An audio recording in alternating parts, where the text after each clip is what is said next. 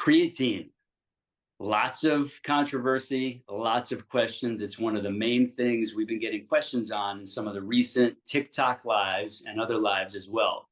So today, I'm here with the holistic fitness nurse, Lilly, co-hosting with me to give you the straight, quick scoop on creatine. And this is for men and women of all ages. We're going to give you the things you need to know, the facts, the myths, and what to do toward the end to go get more information and links to any specific creatine we might point out as the better choice to be consuming or switching to if you're already taking something.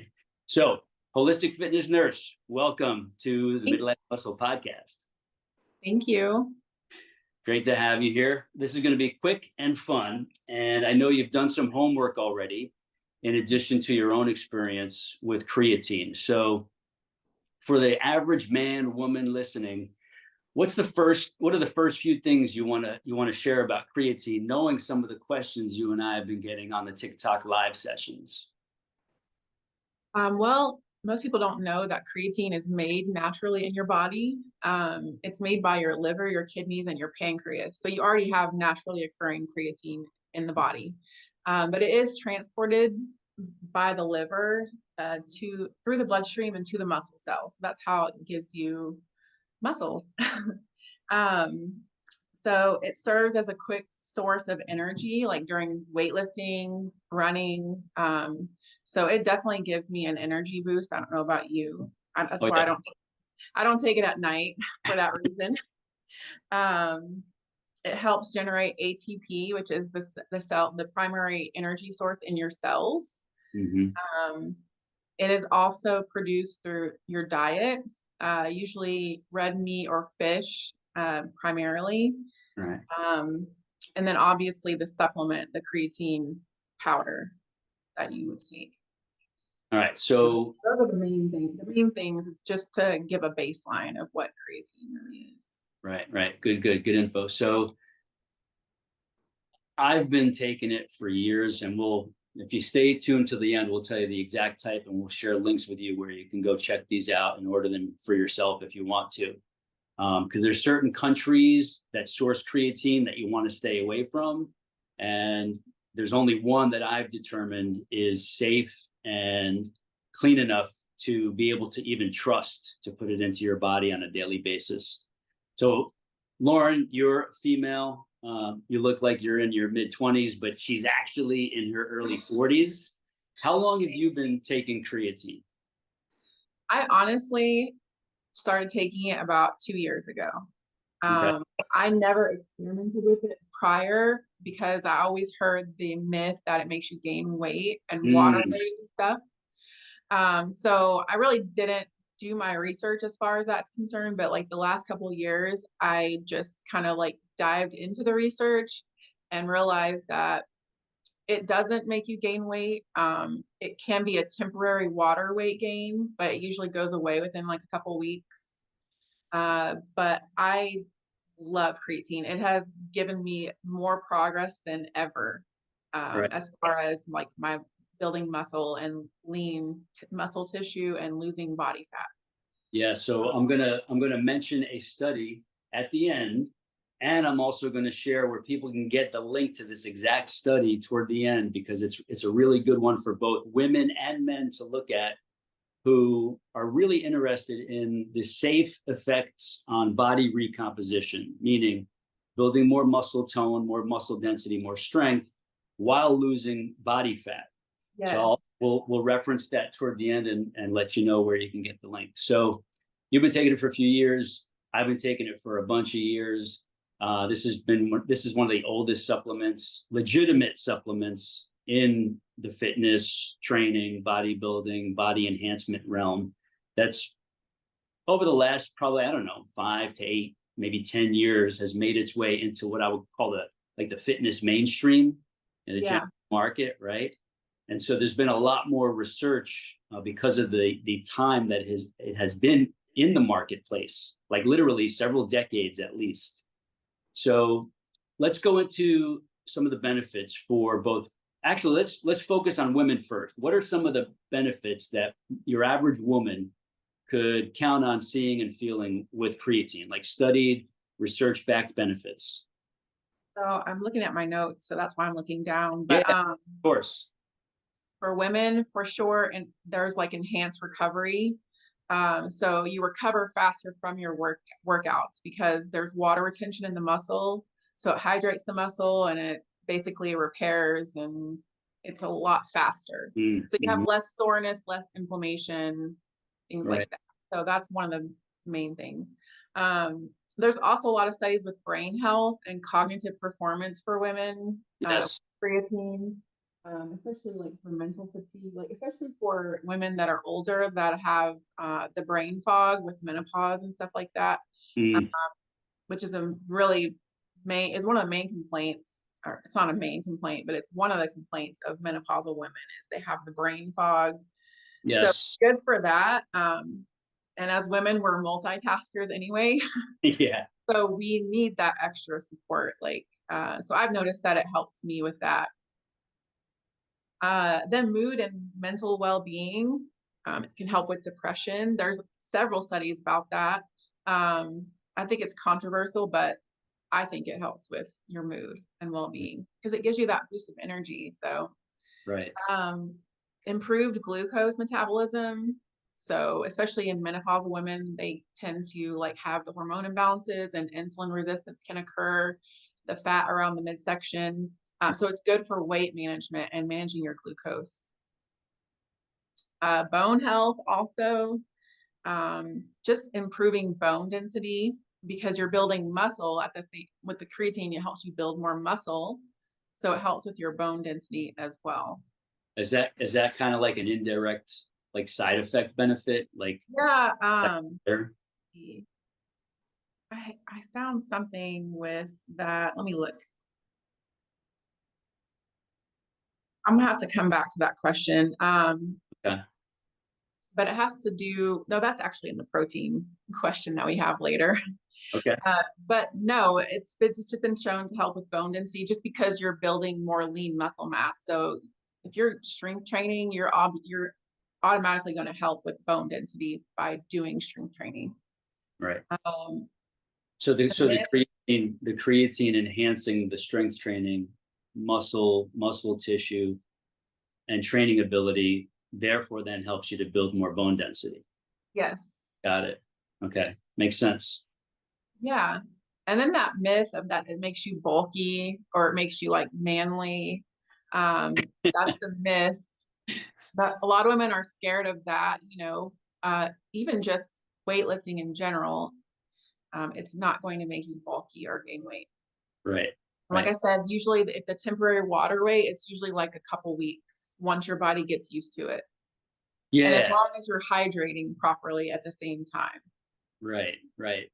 I think, I could see there's like a situation where maybe the not so fitness nutrition educated woman is overweight and she's like, all right, I'm going to do whatever I can to like make it all happen this time. Right. And oh, Yeah. I heard this trainer saying, creatine's going to help you lose all the fat and build muscle and get toned. They're twisting the truth a heck of a lot there, right? You still have to get your nutrition baseline in order, and your training still has to be proper. So like, Exactly.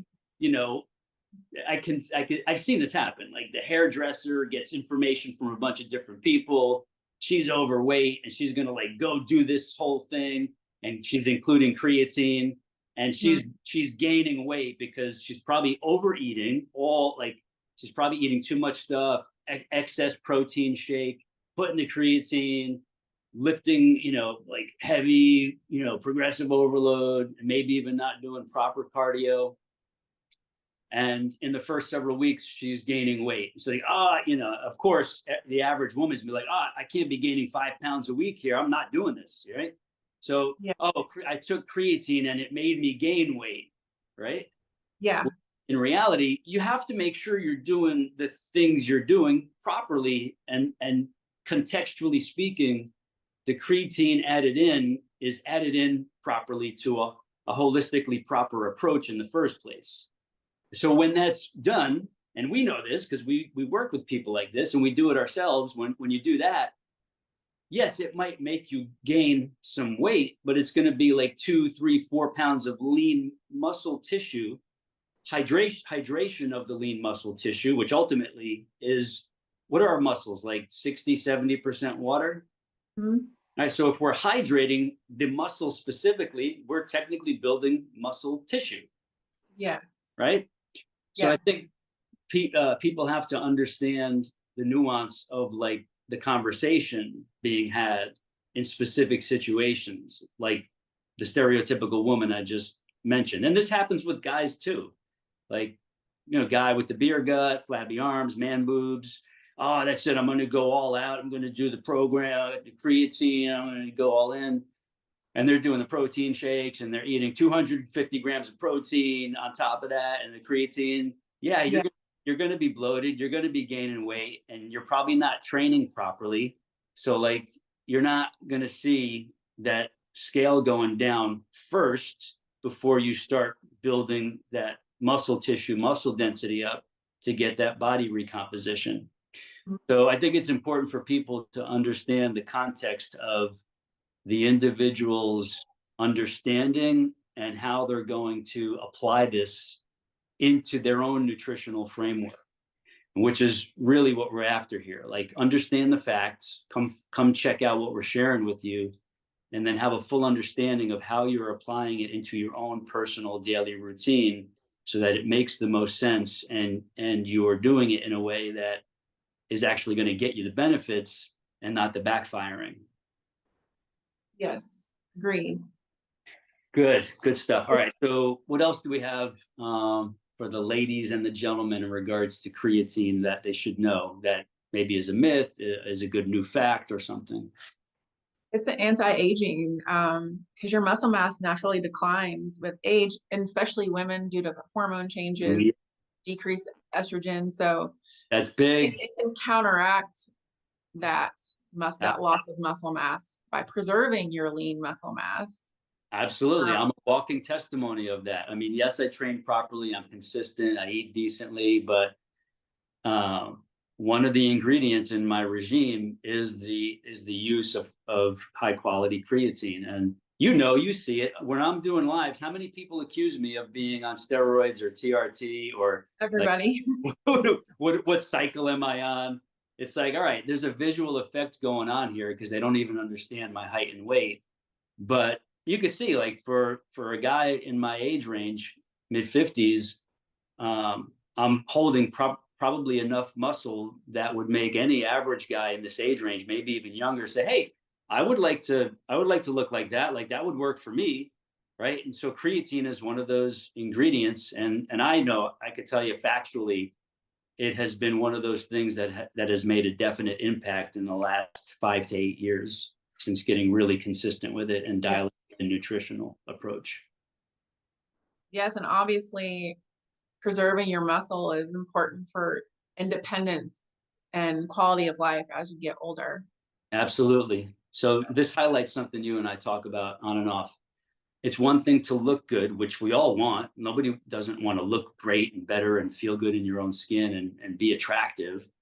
But functionality is a whole different animal. Like, it's okay. Yeah. Okay. Awesome that you look good when you're 70, maybe, but it's more important that we're functioning. We're able to take care of ourselves, do all the hobbies we want to do, go hiking, do your gardening, go play with the dogs, play with the kids, like whatever that is.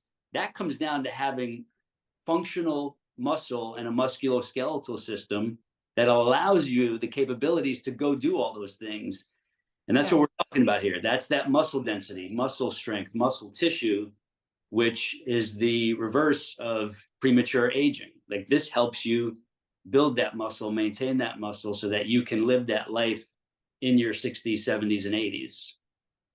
Exactly. Exactly. Awesome. This is real anti aging info here. This is what women and men need to know. Yeah, it definitely aged me in reverse. I know it helped me tremendously over the last 2 years. Right. And that's I why think- you're in your mid 20s instead of early 40s. That's one of the reasons. As a Thank you. matter of fact, in a future episode, either on my podcast or yours, we're going to go through Lauren's whole before and after story. Because for those of you who are new here, Lauren has a whole transformation story. I don't want to step on your toes or use the wrong words, but Lauren, in a nutshell, how would you, in two sentences, describe your before and after story over the last like 5 years? Before, I had neglected myself because I'm a nurse and I was working crazy, stressful jobs and not taking care of myself. And just, I changed my job and changed my environment and got back on track with my fitness and health. And I dove headfirst into holistic stuff and really just healed myself in the past 4 years. Yeah, you look like a different lady in front of me. I mean, compared to 84 years ago, it's 4 years ago. 34. Yeah. It's 4 years ago. You look totally different. Your whole energy vibe. Yes, physically, your face, your neck, your upper body, obviously. The body composition change, the absolute weight change, just off the charts. And we're going to share that whole story either on this podcast or Lauren's. And in a few minutes, we're going to share where Lauren's going to be launching her video show podcast and where you can go connect with her ASAP if you want to go find out more about her and what she offers. So to wrap up the creatine topic, what else do we need to share about it that's in your notes that we may have left out before the study? We just need to share like the type and what to look for. You want to get creatine monohydrate. Mono. Yes, that's the most researched one and it's the most effective one. So you want to look Right. for that. Obviously, you don't want additives or fillers or artificial sweeteners in it. You want it to be unflavored. Yes. Yes, third-party testing. You want to make sure that the company tests it for heavy metals and contaminants and stuff like that. Heavy Yes. metals is a big, big thing. Right. Right. So you want to avoid the creatines from the countries that are questionable. And I'll just say one of them is China. Yeah. I never buy creatine that's sourced from China. I don't buy it from sources that say on the bottle raw material sourced from various countries, because that could totally be from China. It just doesn't have to say it outright. Mine is sourced from German. It's a strict German company, German made. I will actually post the specific link down here in the description. I'll post that specific link to the one I use, and I'll also send that out via the newsletter, midlifemusclenews.com, www.midlifemusclenews.com for the free newsletter. I will send that link out in that as well. So creatine monohydrate, sourcing it from third-party tested, A GMP, they follow GMP standards, so that's good manufacturing practices. They have a controlled environment where it's clean and it's consistent. Yes. Yes, very important. Subtle, but very important. The average consumer doesn't know that. Like, they'll just go to Walmart and buy this $15 creatine. That is absolutely like you don't want to be putting that in your brain and body. Walmart, huh? Yes, you know that place. Yeah. So, and the other thing is, what was the other thing? Oh, you mentioned artificial sweeteners, colors, carcinogenic coloring agents. Just, you don't need all that. You don't need the pre-workout or the post-workout combo with all the other stuff mixed into it. Literally just stay away from those. You just want straight up pure creatine. You could just put it in like an ounce of water, fire it down. There's no taste to it. You could throw it into a cup of coffee. If you do shakes, which I don't do, you can put it in a shake. I just put mine in a shot glass with a little bit of spring water and chase it down with my coffee or whatever after I train. But go clean, go simple, avoid all the aspartame, sucralose, acesulfame, potassium. You don't want any of those chemicals in there. You don't need them. They're not good for you, and they don't help. They actually work against us. All right, good info there. Did we leave anything out? Just like the serving, most people like want to know how much to take. It's usually like 3 to 5 grams. Right. I take 5 grams. The loading there's always like controversy about the loading dose that you don't really need that. Like you don't have to like load it for 2 weeks and take Right. more than what you need. It's still Right. it's still going to be effective just doing once a day, 5 grams or whatever amount that you choose. Right. Right. Taking All Yeah, and then taking it with water and salt in your water to hydrate so that it actually does what it's supposed to do. Yeah, I get my sea salt in a pinch every day, a couple pinches actually. I'll take it like sea salt in my elixir mixer, especially on high heat days when I'm sweating a lot. So yeah, get your sea salts in. Those are provide most of your, actually all of your electrolytes and trace minerals, and it helps your muscles absorb the creatine more effectively and faster. Mhm. Awesome, good info. And you take it on rest days as well. Oh Like if yeah, you're not training, you want to take it every day. Like that's one of the most important things is be consistent with it. yes, absolutely, good info there. And All right. there's also another thing that I wanted to add. Some people are like, oh, it's bad for my kidneys. I don't want to take it for long term, but it actually is safe for long term use. You don't have to cycle it or take breaks or anything like that. Like it's actually safe. Yeah, there's some, again, it's been in the market so long that there's plenty of research studies now, done over a long period of time that show that is the truth right there. So good, really good stuff for people to know, because there's other things out there right now scaring people that they don't need to be scared over. They're missing out on benefits. So what I did was, in part of our research, I pulled up a recent research study that highlights how does creatine supplementation impact body composition over an 8-week period. Now that you know the facts and the more subtle unknowns of creatine, now this little bit of information right here is going to make more sense. So the ultimate conclusion of this particular study is, in conclusion, creatine supplementation over an 8-week period, especially when combined with resistance training, not necessarily weightlifting or weight training. Resistance training is all encompassing, any kind of strength training, body weight, like we teach, good resistance bands, like we teach, and yes, weightlifting also, like we teach, done synergistically. That's resistance training. Generally leads to increases in fat-free mass, meaning muscle mass, lean tissue, and may contribute to decreases in fatty mass. However, the magnitude of these effects can vary between individuals and studies, which is to be expected, of course.